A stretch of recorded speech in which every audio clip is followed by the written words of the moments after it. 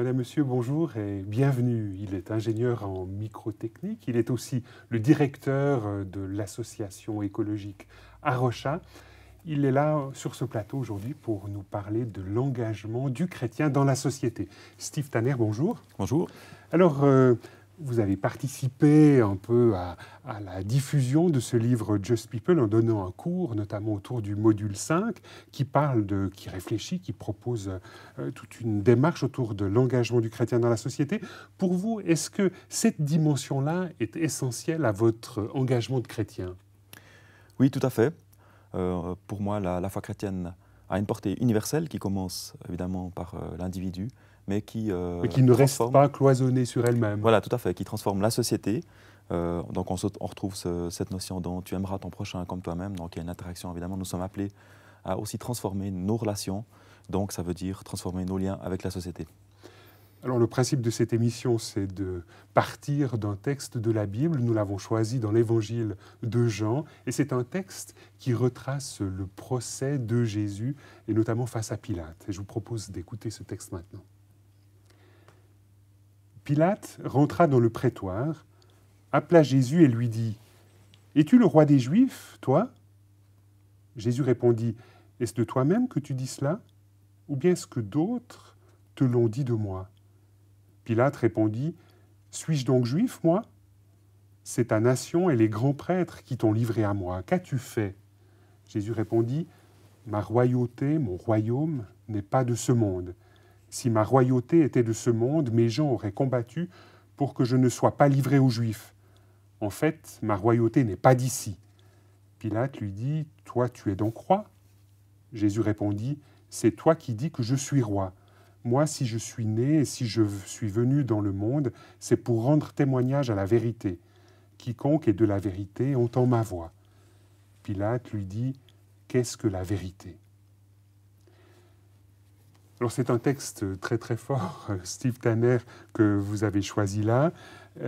Jésus est sur le point d'être condamné à mort et il a cette formule « Ma royauté, mon royaume n'est pas d'ici » ou comme d'autres traductions le disent, « Mon royaume n'est pas de ce monde ». Alors comment faut-il comprendre cela? Pour moi, je le comprends de la manière suivante, c'est que le royaume de Jésus n'est pas semblable au système de pensée de ce monde, et puis à la logique de ce monde. La logique du monde d'ailleurs, à cette époque-là, c'était qu'un pays était gouverné par un roi ou par un empereur avec une toute-puissance. Donc c'était le modèle, c'était la façon de penser.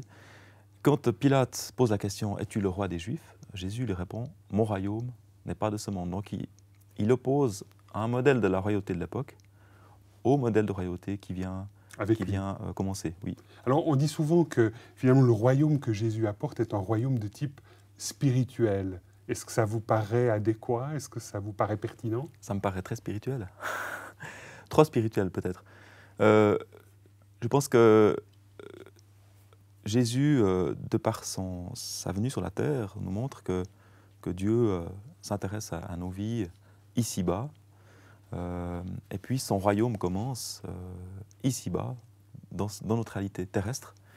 Donc quand on parle de royaume spirituel, là, il faut bien se dire que ce n'est pas quelque chose de complètement abstrait, quelque part éthéré, mais c'est quelque chose qui prend racine dans le quotidien de notre vie. Oui, qui doit s'incarner, donc devenir chair dans nos existences et dans nos réalités.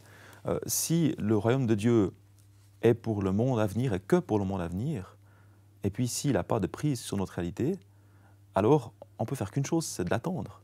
Mais ça ne va rien changer dans notre monde ici-bas.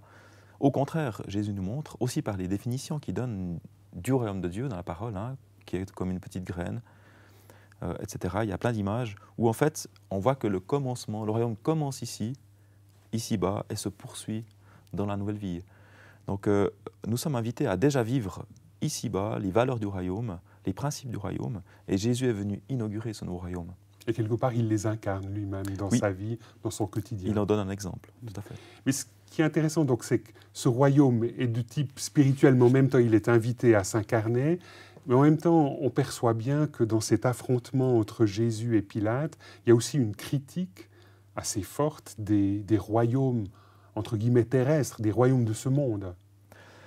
Alors, oui, peut-être que justement Jésus est venu apporter un modèle qui casse complètement, qui rend complètement la logique, qui rend aussi complètement la logique religieuse de l'époque, donc la logique juive en vigueur. Et vous définiriez ça comment? Quelle est cette rupture ou cette manière de rompre avec le modèle qui prévalait à l'époque? Alors, on le voit dans la vie de Jésus. Jésus, tout-puissant, qui vient pour servir. Donc, le roi serviteur, c'est un modèle qui n'a rien à voir avec ce qu'on imaginait qu'un roi devait être. Donc, À l'époque, aujourd'hui aussi? Je pense qu'aujourd'hui aussi, ça n'a pas beaucoup changé, mais Jésus vient radicalement changer le système de pensée de ce monde avec un modèle de la royauté et du pouvoir qui est complètement différent. Est-ce qu'il n'y a pas aussi dans cette affirmation de Jésus, comme quoi son royaume n'est pas de ce monde, une sorte de critique par rapport au fait que de nombreux royaumes, aujourd'hui y compris, prétendent un peu à une sorte de caractère absolu? Et finalement, ce royaume de Dieu serait peut-être, lui, le royaume de type absolu. Oui, mais simplement, je dirais que il ne faut pas que ça nous mène dans le sens opposé, de dire que puisqu'il y a toujours le risque de la déviance dans l'absolu, dans l'excès, alors nous devons nous désintéresser du pouvoir et de l'exercice du pouvoir sur Terre. Je crois qu'en tant que chrétiens, nous sommes appelés à transformer les royaumes ici-bas, à leur amener les valeurs de l'Évangile, mais pas à nous en couper. On ne peut pas s'évader du monde. D'ailleurs, mais si on prend concrètement le contexte dans lequel Jésus se trouve, donc oui. Il est face à un empire, face à un empereur qui s'appelle Curios, le Seigneur, on a vraiment l'impression là qu'il y a une prétention à un caractère absolu du pouvoir. Et là, quelque part, en affirmant que le royaume de Dieu n'est pas de ce monde, et ce que Jésus ne vient pas dire, mais finalement, vos prétentions à un caractère absolu, c'est quelque part faux, erroné. Oui, tout à fait. Ça, c'est clair. Et puis, l'avenir lui donnera raison. Hein. L'empire va se terminer, va s'effondrer. Et puis, ça montre aussi, évidemment, les limites et les excès auxquels le pouvoir humain peut conduire. Mais disons qu'en tant que chrétien, je crois qu'il faut aussi être prudent de ne pas jeter le bébé avec l'eau du bain et dire « puisqu'il y a des excès dans l'exercice du pouvoir, ce n'est pas pour nous ». Au contraire, nous sommes appelés à amener les valeurs du royaume dans toutes les sphères de la société, y compris celle de l'exercice du pouvoir. C'est un aspect qui doit être, un domaine qui doit être racheté ou qui doit être renouvelé à l'image du royaume qui vient. N'ayant pas peur de l'exercice du pouvoir, c'est clair que le pouvoir peut corrompre. Hein. Une personne a dit le pouvoir absolu corrompt absolument. Mais si nous n'exerçons pas le pouvoir en tant que chrétiens, d'autres vont l'exercer aussi avec d'autres valeurs. Donc Jésus n'est pas venu opposer le royaume de Dieu et le pouvoir terrestre. Il n'est pas venu les opposer. Un autre exemple, c'est quand les Juifs posent la question à Jésus, hein, qui est-ce qu'on a payé l'impôt à l'empereur ou bien au temple? Et que dit Jésus là? Hein, les Juifs où? Donc ils attendent une réponse exclusive qui va exclure l'autre. Jésus dit « est ». Il dit payer à l'empereur ce qui appartient à l'empereur et à Dieu ce qui appartient à Dieu. Donc il n'oppose pas les deux exercices, les deux niveaux d'exercice du pouvoir dans une confrontation. Et puis, il nous appelle justement à faire la même chose. Donc, à ne pas les opposer, à nous retirer du monde, du pouvoir temporel en disant « c'est un pouvoir corrompu », mais plutôt, au contraire, à l'habiter de la présence et des valeurs de Dieu. C'est comme ça que je comprends ces textes. Donc là, il y a une sorte de ligne médiane à essayer d'envisager, qui quelque part est assez fine, mais qui permet à la fois d'incarner les valeurs de l'Évangile dans notre monde, et en même temps d'être critique et quelque part, parfois peut-être aussi un peu méfiant à toutes les prétentions absolues du pouvoir.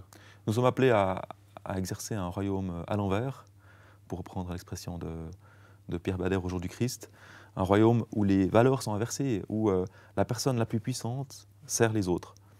Et c'est clair que c'est un modèle, c'est toujours un exercice du pouvoir. Et Jésus, quand il était sur la terre, c'était le Fils de Dieu le plus puissant de l'univers. Donc il avait un pouvoir, une autorité, qui était absolument naturel. Et nous a montré un exemple, comment exercer cette autorité. Comment incarner. Comment l'incarner. Donc nous sommes appelés aussi à ne pas fuir le pouvoir, ne pas fuir l'exercice du pouvoir, mais à l'incarner de la manière dont Jésus l'a fait, en servant et puis en cherchant non pas à dominer, à écraser, mais à pratiquer la justice. Alors dans la dynamique Just People que propose donc ce livre, Just People pour une vie simple et juste, il y a quelques indications pour essayer de s'investir pas à pas dans notre monde. Il est parlé tout d'abord du fait de s'informer. Est-ce que c'est pour vous aussi l'un des éléments premiers à envisager si on veut s'engager dans la réalité de notre monde aujourd'hui? L'information joue un rôle important? Oui, alors peut-être résumer l'engagement. Qu'est-ce que Dieu demande de nous? Je pense que le défi Michée, la définition que le prophète Michée donne de l'engagement, on pourrait dire du croyant à l'époque, mais du chrétien aussi aujourd'hui dans la société, c'est tu pratiqueras la justice, tu aimeras la miséricorde et tu marcheras humblement avec ton Dieu. Et ces trois éléments, je crois que nous sommes appelés à les pratiquer. Donc tu pratiqueras la justice, c'est-à-dire tu chercheras à démasquer l'injustice où elle se cache. Donc tu t'informeras, on doit apprendre à mieux connaître les mécanismes d'injustice de notre monde. Des fois, c'est des mécanismes complexes. Il faut nous informer, il faut savoir comment cette injustice, parfois, elle est cachée, comment est-ce que les pays riches, des fois, on exploite les pays en développement sous des manières détournées. Donc tout ça, ça demande de l'information. Je pense que c'est la première partie, c'est vraiment de s'informer.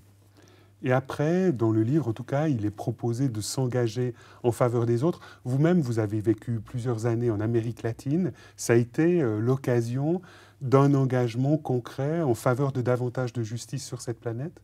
Oui, c'était vraiment une volonté de faire quelque chose concrètement pour les pays en voie de développement en y allant et en servant sur place.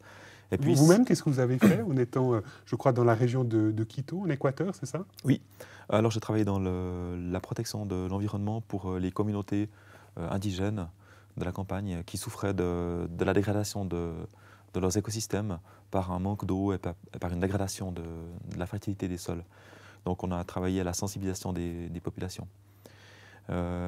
Disons qu'une manière d'agir, pour répondre à votre question, c'est un des leviers qu'on a dans nos sociétés, c'est vraiment la politique. C'est aussi une manière où on peut Vous êtes vous-même engagé dans un parti politique chrétien en Suisse? Exactement. Je n'ai pas de charge. Je ne suis pas ni député, ni conseiller. Je n'ai pas de charge, mais je suis impliqué dans un parti. Donc, ce qui m'a permis aussi de comprendre un peu quels sont les degrés d'influence finalement qu'on peut avoir, aussi en tant que chrétien. Et je trouve que c'est très pertinent pour les chrétiens de s'impliquer en politique, de se frotter aussi à l'exercice du pouvoir, même si je ne l'ai pas fait moi. Mais je pense que notre place, c'est là où se prennent les décisions, c'est là où on peut influencer positivement les choses, pratiquer la justice. On doit y être. Si on n'y est pas, d'autres y seront, peut-être avec des valeurs tout autant bonnes, mais peut-être aussi des valeurs moins bonnes. Donc nous devons pas opposer cela à notre règne, à notre royaume spirituel, mais plutôt les compléter. Vous-même, dans le cadre de votre engagement politique, il y a une place pour cette dynamique Just People, davantage de justice sur notre planète. Votre parti, le parti évangélique suisse, intègre cette dimension-là? Oui, bien sûr. Alors le PEV, le parti évangélique, a vraiment comme mission première la recherche de la justice à tous les niveaux de notre société, donc trouver des manières plus justes de fonctionner. Et évidemment, l'aide aux pays en voie de développement a été soutenue depuis de longues années par le PEV, notamment au travers de l'initiative pour 0,7% du PIB pour les pays en voie de développement, où le PEV en a fait un des points de son dernier programme politique fédéral. Donc on a vraiment mis ce point en avant lors de la dernière campagne. Et vous avez en partie réussi, puisqu'actuellement la Suisse a accepté de consacrer 0,5% de son produit intérieur brut à la cause. Ça monte gentiment. Ça monte gentiment. Oui, tout à fait. Steve Tanner, merci beaucoup de nous avoir accompagnés dans la réflexion autour de cet engagement des chrétiens dans la société. Madame, Monsieur, nous espérons que cette émission vous aura intéressé. Au revoir et à bientôt.